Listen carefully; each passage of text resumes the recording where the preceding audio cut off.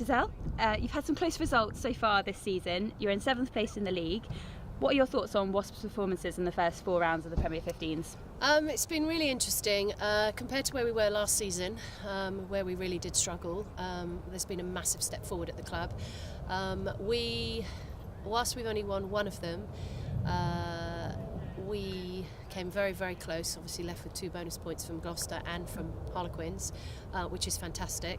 At DMP we had a fabulous first half and then fell apart in the second half, and obviously at Saracens the results suggest we didn't perform.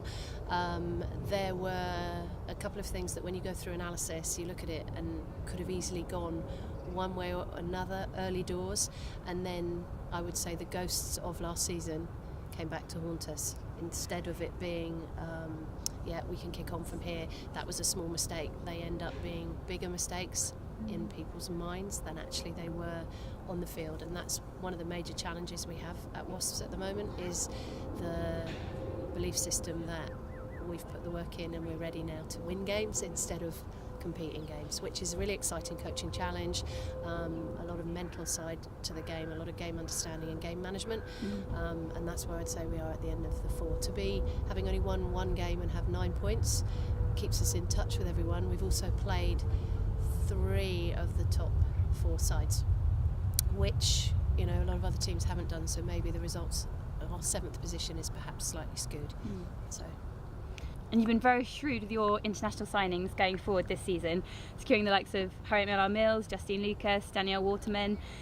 The movement of high-profile players in women's rugby is quite a new concept. Do you think it's good for the game to have different players moving to different clubs and having a bit of a player shake-up? Yes, I do, in the sense that the purpose of the Tyrrell's Premier 15s from an England perspective is to produce players who can compete in close games. Now, in the league last year there were certain games where several internationals playing against no internationals, so the results were very skewed, and those players weren't put under a lot of pressure. Now most clubs, there's still some that need to recruit a couple, but most clubs now will have 3 or 4 internationals running out for them, and that puts those players under pressure, and that means that the decisions those players make on the day matter, rather than, well, I can run over you because I'm bigger and stronger and more experienced. Now it's about the game management decisions that those players make, which when they transfer back up to England internationals, that will stand them in good stead when they play the likes of Canada and New Zealand and France, where those decisions become incredibly important. They'll be making them more week in, week out by distributing players further across the league. And obviously at Wasps we didn't have any internationals last year, and now we have. And in your opinion, do you think international players like Gail Mignon coming over to Premier 15s, signing for Richmond, is a sign of things to come for this league as attracting the best in the world? By the first 4 rounds, looking at this competition, it's going to be fantastic, and it's so in its infancy at the moment, so clearly it's ring fenced for 3 years with those clubs, so things are going to get better and stronger, and it's an inevitability that's going to happen.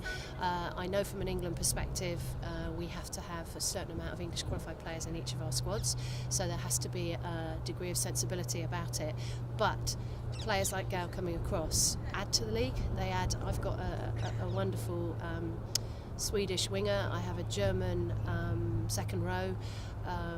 Those players bring something different, bring something special culturally as well, so off the field, not just on the field. They have a different way of looking at things, which is benefiting everyone, and we're all learning from each other, and I think Gail coming across to Richmond will bring that hugely to that squad and ultimately to the league. So I think it's a really good thing, so long as there's a degree of sensibility in terms of the fact that English qualified players are really important for the league as well.